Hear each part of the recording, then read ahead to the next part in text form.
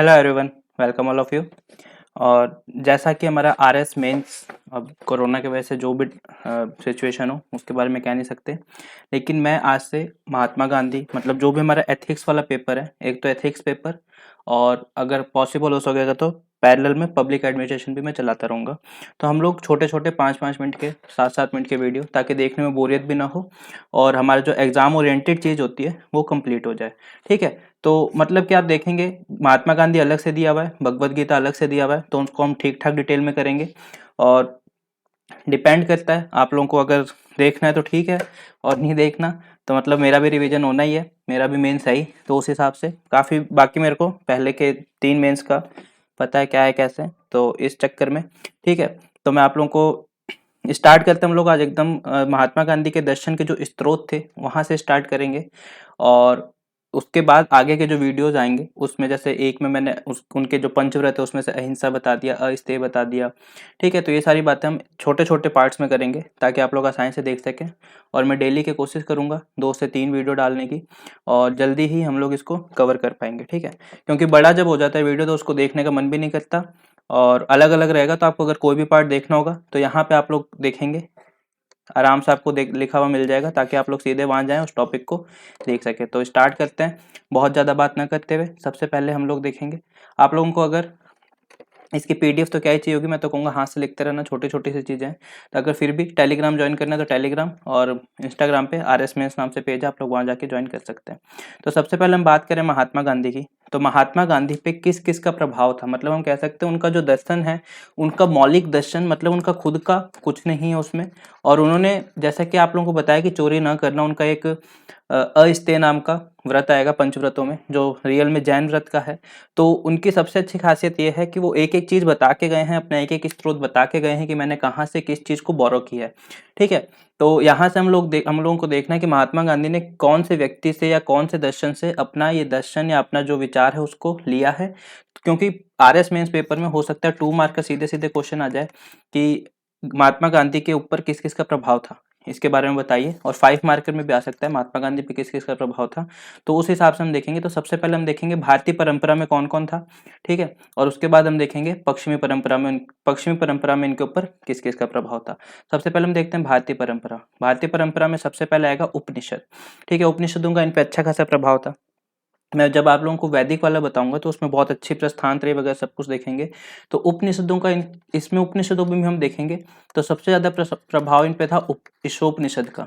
ठीक है, ईशोपनिषद का एक मंत्र भी है अभी, मतलब कि इनका जो मेन मूल कारण था, या आप ये कह सकते हो कि इनका इसमें से जो मूल भाव निकाला था वो निकाला था ईसा ईसावस्यमिदं सर्वम, मतलब कि जो बहुत कम में रहना, इस हिसाब से उस पूरे मंत्र का या उस श्लोक का पूरा मतलब होता है। तो सबसे पहले उपनिषद, जिसमें से ईशोपनिषद उनका फेवरेट था। सेकंड नंबर पे गीता।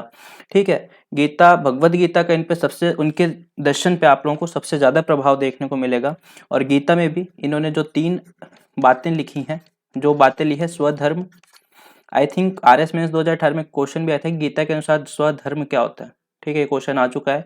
तो गीता से इन्होंने एक तो स्वधर्म, और जो सबसे फेमस है निष्काम कर्म योग, ये भी क्वेश्चन आ चुका है निष्काम कर्म योग पे भी।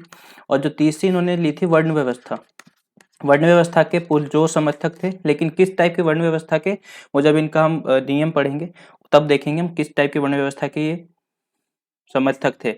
ठीक है, फिर जैनों से इन्होंने लिया था पंचव्रत। ठीक, ये पंचव्रत हम पढ़ते रहते हैं, जो बार बार आप लोगों को इसके बारे में मैं आशा करता हूँ पता ही होगा। अहिंसा, उसके बाद अस्तेय, सत्य बोलना, अपरिग्रह, ब्रह्मचर्य, ये 5। उसके बाद इनके ऊपर कुछ एक योग का प्रभाव था। योग का भी योगम विदम आप लोगों ने पढ़ा होगा, जब आप योग वाला जो चैप्टर है हमारा पेपर 3 में वो पढ़ रहोगे, तो उसमें से भी 5 व्रत लिए थे। ठीक है, तो ये भारतीय परंपरा का इनका जो पूरा का पूरा रहा है, हम इसको एक एक करके देखेंगे। स्वधर्म क्या है, निष्काम कर्मयोग क्या है, पंचव्रत पूरा देखेंगे हम लोग, इनके अनुसार वर्ण व्यवस्था मतलब समाज के अंतर्गत देखेंगे। ये धीरे धीरे करके हम देखते रहेंगे। सेकंड आया था इनका, हाँ ये रहा इनका जो श्लोक है उस ईशोपनिषद का, ईसावास्यमिदं सर्वम। बस इतना ही लिखा, अगर एग्जाम में कभी लिखना हो आपको तो आप बस इतना ही लिख के आ सकते हैं कि किसका था, ईसावास्यमिदं सर्वम। ठीक है, इसका पूरा मतलब यही होता है कि कम से कम में रहना, चोरी न करना, ये सारी बातें इसी के अंतर्गत है।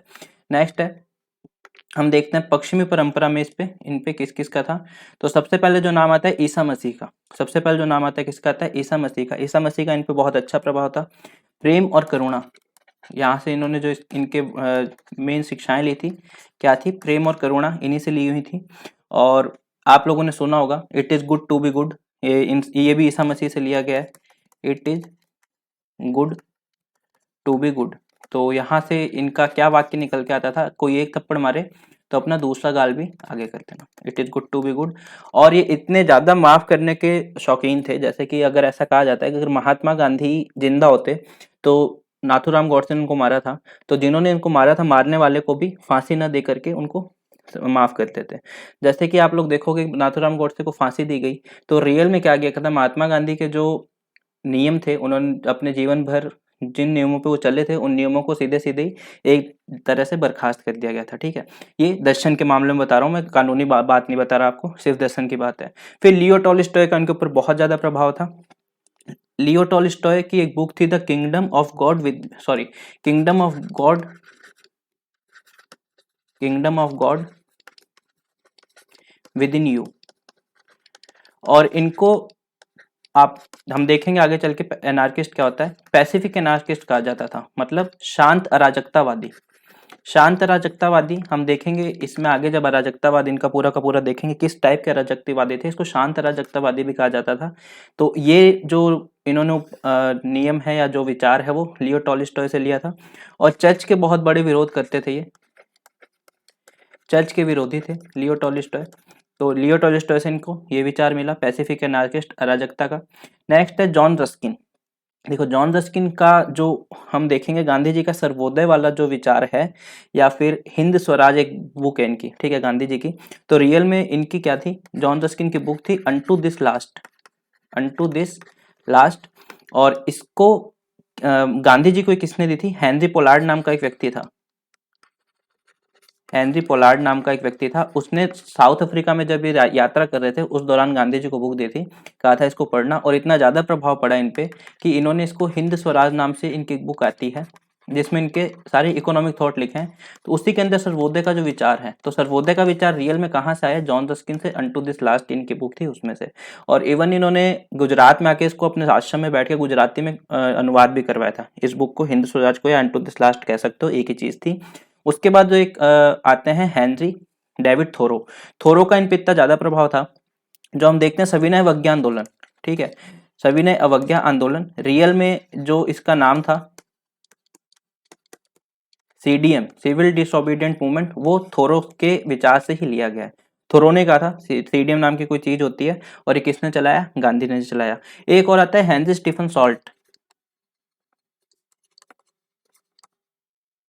हेनरी स्टीफन सॉल्ट, और इनकी एक बुक थी a plea for vegetarian, a plea for vegetarian.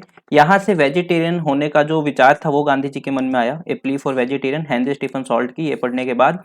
तो गांधी जी क्या किया करते थे, उन्होंने अपने, जैसे कि इनकी एक बुक है आपने पढ़ी होगी, माई एक्सपेरिमेंट विद लाइफ, तो उसमें उन्होंने बता रखा है कि उन्होंने वो जीवन में सब कुकर्म करके देखे जिनसे उनको बचना था। जैसे उन्होंने एक बार मदिरा पान किया बहुत ज्यादा, सिगरेट भी बहुत ज्यादा, देन इन्होंने मांस वगैरह भी खा के देखा। तो उन्होंने क्या किया कि होने से क्या होता है, छोड़ दिया, ठीक है, छोड़ने के लिए उन्होंने खा के देखा था, उसके बाद वेजिटेरियन बन गए थे।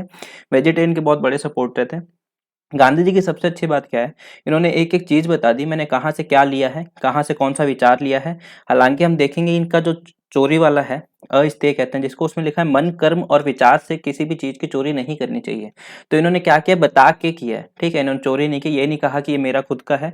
इन तो वही कहते हैं इनके मौलिक, इनके दर्शन में मौलिकता नहीं है, इनके दर्शन में सब कुछ बोरो किया हुआ है अलग अलग जगह से। जैसे हम कोई बुक ला के पढ़ते हैं, मान लो यूपीएससी के लिए या आरएस के लिए कोई बुक पढ़ रहे हैं, तो अलग अलग जगह का उसमें संग्रह किया हुआ होता है, सेम काम इन्होंने किया है, ठीक है। तो नेक्स्ट वीडियो में हम लोग इनके जो 5 व्रत हैं, जो 5 व्रतों पे हमने चर्चा की थी जैन के, वो करेंगे।